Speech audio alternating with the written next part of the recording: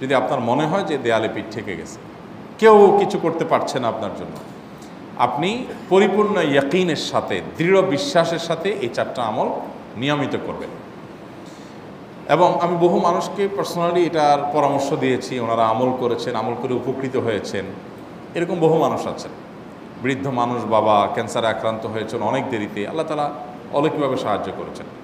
হ্যাঁ, কখনো যদি আল্লাহ তাআলা এই আমলগুলো করার পরও আমার বিপদ দূর না করেন, তাহলে হয় আমার আমলের মধ্যে কোনো ত্রুটি ছিল, অথবা আমার এই বিপদ দূর না হওয়ার মধ্যে আমার জন্য কোনো কল্যাণ নিহিত ছিল। আল্লাহ তাআলা আমার দোয়া কবুল করে যে উপকার হতো তার চাইতে বেটার কিছু হয়তো আমাকে দিবেন, এই ইয়াকিন একজন ইমানদারের থাকবে। সে 4টা আমলের 1 নম্বর হলো ইস্তেগফারের আমল। ইস্তেগফার, আপনি ফেসে গেছেন কোনো জায়গায়, কোনো উপায় পাচ্ছেন না, আপনি ইস্তেগফার করতে থাকেন। আস্তাগফিরুল্লাহ ওয়া আতুবু ইলাইহি, আস্তাগফিরুল্লাহ ওয়া আতুবু ইলাইহি, আস্তাগফিরুল্লাহ ওয়া আতুবু ইলাইহি, আস্তাগফিরুল্লাহ, আস্তাগফিরুল্লাহ, আস্তাগফিরুল্লাহাল্লাযী লা ইলাহা ইল্লা হুয়াল হাইয়ুল কাইয়্যুম ওয়া আতুবু ইলাইহি ওয়া লা হাওলা ওয়া লা কুওয়াতা ইল্লা বিল্লাহ। আল্লাহুম্মা আনতা রাব্বী লা ইলাহা ইল্লা আনতা খালাকতানি ওয়া আনা আবদুকা ওয়া আনা আলা আহদিকা ওয়া ওয়া'দিকা মাস্তাতা'তু আউযু বিকা মিন শাররি মা সানা'তু আবুউ লাকা বিনি'মাতিকা আলাইয়া ওয়া আবুউ লাকা বিযামবি ফাগফির লি ফাইন্নাহু লা ইয়াগফিরুয যুনুবা ইল্লা আনতা। সাইয়্যিদুল ইস্তিগফার। এভাবে যে কোনো ইস্তেগফার করতে থাকেন, আপনি বেশি বেশি করে আল্লাহর কাছে ইস্তেগফার, ক্ষমা প্রার্থনা করতে থাকেন, খুব বেশি। আপনার 2 ঠোঁটে অনবরত আপনি চাইতে থাকেন আল্লাহর কাছে ক্ষমা। এই ইস্তেগফার সম্পর্কে নবী করিম সাল্লাল্লাহু আলাইহি ওয়াসাল্লাম বলেছেন, মাল্লাজিমাল ইস্তেগফার, যে ব্যক্তি ইস্তেগফারকে আঁকড়ে ধরবে, আঁকড়ে ধরা মানে কি, এটা ছাড়বে না, সে পড়তেই থাকবে অনবরত। টয়লেটে যাওয়ার সময়টা, ঘুমের সময়টা, খাওয়ার সময়টা বাদে, অবসর নামাজের সময়টা বাদে, সারাক্ষণ সে ইস্তেগফার পড়বে।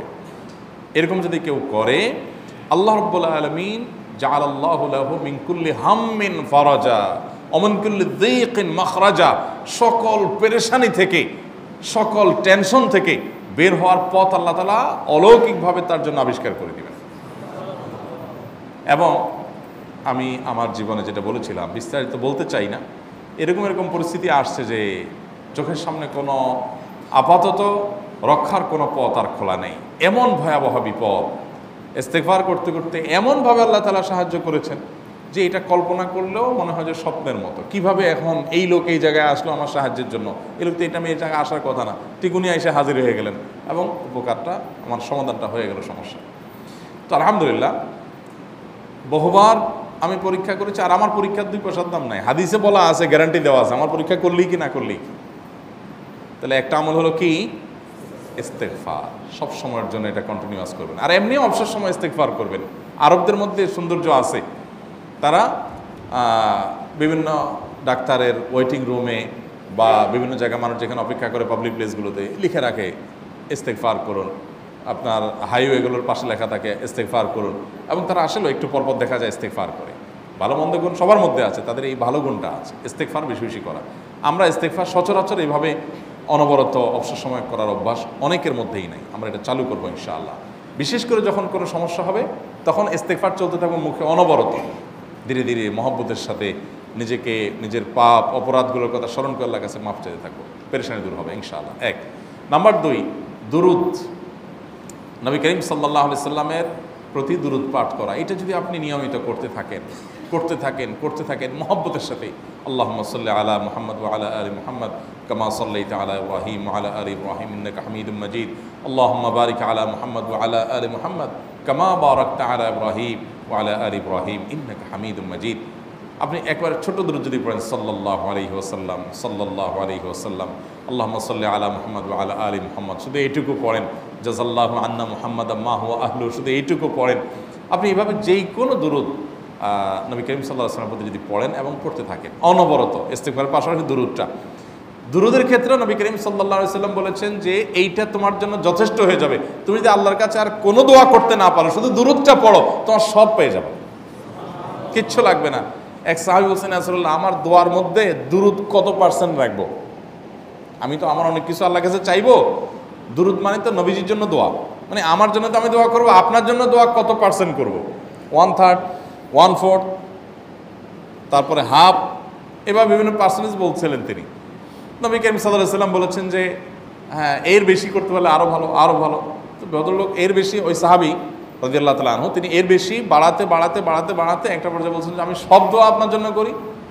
নবী করিম সাল্লাল্লাহু আলাইহি ওয়াসাল্লাম বলেছেন তাহলে তোমার আর কোনো দোয়াই করতে হবে না, এর মধ্যে সব দোয়া চলে আসবে। কারণ আপনি যদি বলেন আল্লাহ আপনার নবীর প্রতি আপনি রহমত নাজিল করেন, আপনার নবীর প্রতি আপনি শান্তি নাজিল করেন, আপনি যেটা দোয়া করেন, তো আল্লাহকে আল্লাহর নবীর প্রতি আপনি রহমত নাজিল করতে বললে আল্লাহ তাআলা আপনার প্রতি রহমত নাজিল করবেন কি করবেন না?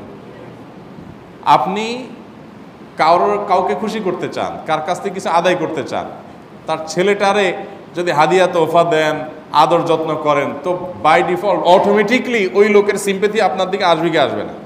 চোখ বন্ধ করে আসবে। তো আল্লাহর নবীর জন্য যখন আপনি দোয়া করবেন তখন আল্লাহ তাআলা আপনার মধ্যে রহমত নাজিল করবেনই, এটা নবী সাল্লাল্লাহু আলাইহি ওয়াসাল্লামের ওয়াদা। যেই কোনো পেরেশানি, তিনি আরো বলেছেন যদি কেউ দুরূদের আমল করে নিয়মিত, আল্লাহ রাব্বুল আলামিন তার সকল পেরেশানির জন্য যথেষ্ট করে দিবেন। এই আমলটাকে সবগুলো দূর করার জন্য যথেষ্ট হয়ে যাবে।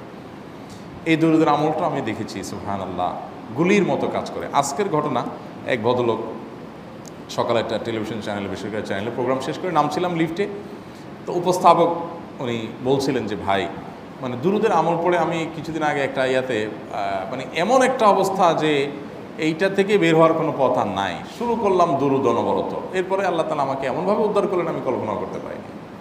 আলহামদুলিল্লাহ এই আমলগুলো করে অনেক ভাইরা আমাকে অভিজ্ঞতা জানাইছে যে আলহামদুলিল্লাহ তাদের অভিজ্ঞতা অলৌকিক। হ্যাঁ, ওই যে বললাম কখনো যদি আল্লাহ তাআলা আপনার দোয়া কবুল না করেন তাহলে হয় আমার ত্রুটি আছে, আর না হলে আমার জন্য আল্লাহ তাআলা এর চেয়ে বেটার কিছু রেখেছেন, আমি সেই ইয়াকিন রাখবো ইনশাআল্লাহ বিইذنিল্লাহ। আর এই দোয়াতে সমাধান হবেই হবে, সে বিশ্বাস থাকতে হবে। নবী করিম সাল্লাল্লাহু আলাইহি ওয়াসাল্লাম বলেছেন, হাদিসে কুদসিতে আল্লাহ বলেছেন আনা ইনদা যান্নি আবদি বি, বান্দা আমার প্রতি যেমন ধারণা করে আমি তেমন আচরণ করি। এখন আপনি যদি চিন্তা করেন করে দেখি হয় কি না, দেখি ট্রাই করি, তাহলে ওই আল্লাহ তাআলা বলবেন ঠিক আছে দেখতে থাক। আপনি যদি ইয়াকিন করেন যে না নবী করিম সাল্লাল্লাহু আলাইহি ওয়াসাল্লাম যে বলেছেন অতএব সেটা হবেই, আর আল্লাহ রাব্বুল আলামিনের কাছে আমি ওইভাবেই চাবো যে আল্লাহ দিবেনই, আমি নিয়েই ছাড়বো, ইনশাআল্লাহ গুলি মিস হতে পারে, আপনার দোয়া মিস হবে না। ওই ইয়াকিন, ওই ঈমান আমার মধ্যে আনতে হবে, চেষ্টা করবো তো ইনশাআল্লাহ। তাহলে দুইটা আমল হলো ইস্তেগফার আর দুরূদ। 3 নম্বর আরেকটা আমল হলো দোয়া ইউনুস। দোয়া ইউনুস, লা ইলাহা ইল্লা আন্ত সুবহানাক ইন্নী কুনতু মিনাজ জালিমিন। বেশি বেশি পড়তে থাকবেন, যখন বিপদে পড়বেন ইস্তেগফার আর দুরূদ পড়বেন সবচেয়ে বেশি, আর মাঝে মধ্যে দোয়া ইউনুস, লা ইলাহা ইল্লা আন্ত সুবহানাকা ইন্নী কুনতু মিনাজ জালিমিন। আল্লাহ সুবহানাহু ওয়া তাআলা কোরআনে কারিমে এই দোয়ার পরে বলেছেন ওয়া কাযালিকা নুনজিল মুমিনিন। এই দোয়া পাঠ করার মাধ্যমে ইউনুস আলাইহিস সালামকে পৃথিবীর ইতিহাসের সবচেয়ে অলৌকিক ঘটনা, সকল সায়েন্স, সকল আপনার বিজ্ঞানের তত্ত্ব সবগুলোকে আপনার সবগুলোর বিপরীতে বা সবগুলোকে আপনার ভুল প্রমাণ করে দিয়ে ওই জায়গাটার জন্য আল্লাহ তাআলা ইউনুস আলাইহিসকে মাছের পেটে ঢোকার পর সেখান থেকে আবার জীবিত রেখে বের করেছেন। অক্সিজেন অভাবে তো সেখানে এমনি মারা যাওয়ার কথা, আরও নানা কারণে মারা যাওয়ার কথা, তাই না? কিন্তু আল্লাহ তাআলা তাকে রক্ষা করেছেন, কারণ উনি ওই বিপদে পড়ার পর থেকে এইটা পড়তেছিলেন, লা ইলাহা ইল্লা আনতা সুবহানাকা ইন্নী কুনতু মিনাজ জালিমিন। তো আল্লাহ তাআলা কোরআনে বলেছেন এটা ইউনুস, তার নবী ইউনুস আলাইহিস সালামকে আল্লাহ তাআলা এর মাধ্যমে রক্ষা করেছেন, সেটা তার জন্য খাস না, এটা তার জন্য স্পেশাল না, বরং আল্লাহ বলেছেন ওয়া কাযালিকা নুনজিল মুমিনিন, এটা দিয়ে আমি তাকে রক্ষা করেছি, একইভাবে ঈমানদারদেরকেও এইটার মাধ্যমে রক্ষা করব। এটা বড় অস্ত্র পেয়ে গেলাম। দোয়া ইউনুস বেশি বেশি পড়বো ইনশাআল্লাহ, লা ইলাহা ইল্লা আনতা সুবহানাকা ইন্নী। আমার দেশে আবার দেখা যায় বিপদ হয়ে গেলে তখন হুজুর ভাড়া করে যে ভাই আপনারা সবাই মিলে এটা 1 লাখ বার পড়ে দেন, 1.25 লাখ বার পড়ে দেন, টাকা দিব আপনারা পড়ে দেন। আপনারটা আপনি পড়বেন ভাই, হুজুরদের কাছে দোয়া চান সমস্যা নাই, আর হুজুরদেরকে খাটায়া টাকা দিবেন কেন, এমনি টাকা দিবেন না দিয়া। আর এই দোয়া নিজে নিজে করতে থাকবেন। ইউনুস আলাইহিস সালাম ওই সময় কি লোক ঠিক করছিলেন যে ভাই আপনারা সবাই দোয়া ইউনুস পড়েন, আমি গেলাম, আমি মাছের পেটে গেলাম, আপনারা বসেন সবাই দোয়া ইউনুস পড়া ধরেন, করছেন উনি, ওনারটা উনি করছেন, তো আপনারটা আপনি শুরু করবেন দোয়া ইউনুস না। 4 নম্বর আমল হলো ইয়া যাল জালালি ওয়াল ইকরাম, এটা বিশেষ করে পাঠ করবেন। নবী করিম সাল্লাল্লাহু আলাইহি ওয়াসাল্লাম বলেছেন আলিজু বিয়া যাল জালালি ওয়াল ইকরাম, ইয়া যাল জালালি ওয়াল ইকরাম এইটাকে তোমরা আঁকড়ে ধরবে। ইয়া যাল জালালি ওয়াল ইকরামের মানে কি? এটা আল্লাহকে ডাকা, আর কিছু না, এবং হাদিসে বর্ণিত দোয়া, এটা মাসনুন দোয়া। ইয়া যাল জালালি ওয়াল ইকরাম মানে হে মহা ক্ষমতার অধিকারী, প্রতাপশালী এবং সম্মানের মালিক, এটা বলার মানে হলো আল্লাহর কাছে নিবেদন করা, যেহেতু আপনার প্রতাপ আছে, আপনার জালাল আছে, আপনার বড়ত্ব আছে, হে বড়ত্বের অধিকারী এবং হে সম্মানের অধিকারী, আপনার যেহেতু আল্লাহ তাআলা এটা, আপনার যদি এটা আছে, অতএব হে আল্লাহ আপনি আমাকে এটা দান করুন, আপনার সেখান থেকে আমার প্রতি রহম করুন, আপনার সেখান থেকে আমাকে, আপনার বড়ত্ব থেকে আমাকে আপনি হেফাজত করুন, আপনার একরাম থেকে আমাকে আপনি, তা দিয়ে আপনি আমাকে রহম করুন। তো সেই দোয়া আল্লাহ তাআলার কাছে নিবেদন করতে পারি, ইয়া যাল জালালি ওয়াল ইকরাম। এর পাশাপাশি তাহাজ্জুদের নামাজ এবং যে কোনো নফল নামাজ। কারণ নবী সাল্লাল্লাহু আলাইহি সাল্লাম ইজা হাজাবাহু আমরুন সাল্লাহ, নবীজি সাল্লাল্লাহু আলাইহি সাল্লামের কোনো পেরেশানি শুরু হলে আগে ওযু করে 2 রাকাত নামাজ পড়তেন, ওযু করে 2 রাকাত নামাজ পড়তেন। আমাদের যখন পেটে ব্যথা শুরু হয় আগে কার কথা মনে পড়ে? ডাক্তারের কথা মনে পড়ে। যখন গায়ে জ্বর আসে সবার আগে মনে পড়ে কিসের কথা? নাপা, নাপা, ঠিক না? জ্বর আসছে গায়ে, সবার আগে আমরা কি চিন্তা করি? নাপা। নাপা আপনি চিন্তা করেন, খান, নিষেধ না তো, ওষুধ গ্রহণ করা সুন্নত। নবী সাল্লাল্লাহু আলাইহি সাল্লাম নির্দেশ করেছেন ওষুধ সেবন করতে, আপনি করেন, ভালো কথা। কিন্তু ইমানদার সব কিছুর আগে ব্যথা আসছে, তাহলে ব্যথার জন্য একটা ওষুধ দোয়া শিখেছেন, দোয়াটা আগে করবে, পাশাপাশি ওইটা করবে। এলো ইমানদারের কাজ। আমরা আজকাল ইমান থেকে অনেক দূরে সরে গেছি। আল্লাহ আমাদের সেই ইয়াকিন দান করুন। তাহাজ্জুদের সময় দোয়া, অনেক বেশি দোয়া কবুল হয়। তাহলে 4টা আমল ইনশাআল্লাহ আপনাকে এই ভয়াবহ বিপদ থেকে উদ্ধার করার জন্য সাহায্য করবে ইনশাআল্লাহ। সে ইয়াকিন নিয়ে করবেন। সেই সাথে as-সাদকা তারুদ্দুল বালা, দান সাদকা করা, অন্যান্য যে আমলগুলো আছে টুকটাক সেগুলোর সাথে সাথে চালানো। বাকি এই 4টাকে বেসিক্যালি একটু জোর